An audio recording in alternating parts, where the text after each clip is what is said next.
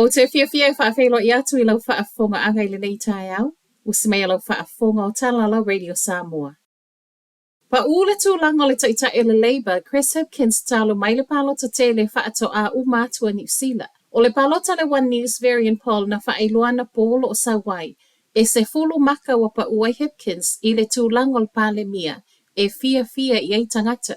Le isa swing o le palemia ia Christopher Luxon o loo iai pea I le 25%. So ai Hipkins I le se fulu 5%. Ai lona tolu iai le taitai le New Zealand First Winston Peters e ono pasene. O le fesiling iai fo I le palota lava le nei o le pāti e mafuli iai le langolango tangata. Ua alu I lunga le National ma o le ua tolu sfuma le 2%, lona lua le Labour e 2% ai lona tolu iai le Green se fulu ma le 2%. O le palota le nei le TV ta se tai tutusa lava ma le whai unga lava fo I whaapolkiki a le Taxpayers Union, le ana whai ai le vaiaso mua o le masina lava le nei.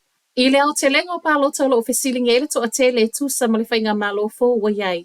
O le tele o nei palota I fōlinga mai o lo mafuli le langolango a ngā I le whainga malo fo.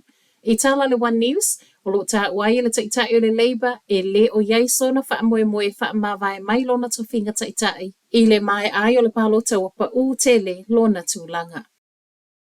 Fōlinga mai o le watu I le tauwhi, fuafuanga le malo e ave ese le te aka whai ora, po o le pūlenga le soifo malo loina Maori. O le Māori Health Authority o le ana fuafua le malo e whaia le teu ngo le tūla fono, e tāpu ni ai le aso valu o le masina asau. Peitai o le ana ave le tāla sanga whaanatinati a I lātou o lo o te I lea fuafuanga a ngā I le tūla fono. Ma watalia le Waitangi Tribunal o le aia I loiloina. O le itu o le apatino yeso enga le Waitangi Tribunal o le au ili lea, be whaamata e soli e le fuafuanga le malo o yei nei. Whainga whaavai o le te teriti.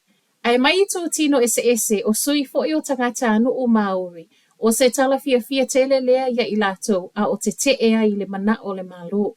O le sau I totono o le Waitangi Tribunal I le mata upule nei, wa fesiling iai nei ma le ono au sia o le taimi wa mai a whaata oto I le malo I tatau, o na leto iai se Māori Health Authority. Wa toi alu fo I lunga le to atele o tangata New Zealand reportia wa maua le COVID. O le vaiaso tāluai sa io o mai le aso sa.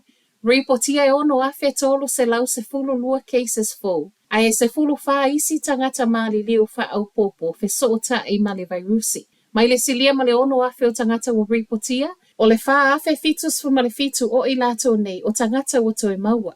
Ai ia I lātou na awet whale mai ono le COVID e lua se lau ma le 5 na whaamawina I le vaiaso tāluai. A whaatusa reporti na sau I tuana nafi ma le asonga fua o le vaiaso tāluai. E silia ma le wha se lau cases fo reportia wāluai I lunga le reporti o le nei vaiaso. Ua nga I le malo e to e teu le welfare system a New Zealand ma ua sau wai ma le tala o le ai inga matuutuunga I benefiti. O swinga nei e lua na whaeilo mai il palemia Christopher Luxon, whaapele Minister o le Social Development, Louise Abstin ananafi. Amata mai le masino Iuni. O le ole a amata ngā lulu ele matanga luenga I tuli loa I lato o lo maa o le benefiti o le job seeker. Po o le benefiti o lo o totongi na mai tangata a o sa ili ngā luenga. Ma o I lato o le amua I le lisi o I lato nei uono masino o mau le benefiti ma o tupulanga talavou. O se swing o le ailo ai, po o a maisa I linga ngā luenga le tusa, ma le lua afe 5 se lau tangata o lo ola I benefiti tutono o le masina. Wa whaamanino mai fo I le Minister Abstin o lea wa umo na tusi le pulesili o le matanga luenga, ma whaamanino uma iai fuafuanga le malo e ala lea I le una I o tangata, e o ese mai ma benefiti, ai a ngā I e whai ngā luenga. O swinga nei o lo patino I tangata o lo o maua benefiti, ai o lo o mawhai o na whai ngā luenga.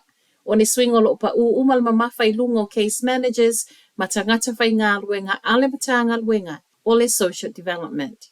Ma tala whaaiu, o le awhausia whale leta ua fau mō ave pasi I vaenga uma o Wellingtone.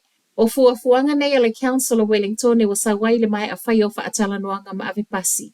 I le tu ai ngā whausanga I whauai, ma o se tasi fo I tu o lo una I malo se le Council whaatasi male finau e whaale leia totongi o ave pasi. O lo o awhiwhi mai ei fo I totono le long-term plan ale a aiala I le whaale leo au nanga pasi, mō whewa I ngā tangata lau tele. O le reporti o nei fuafuanga o le ato e folasia I luma o le Greater Wellington Regional Council I le aso tofi o le vaiaso nei lava. Talafonala Radio Samoa, manuia le tae au.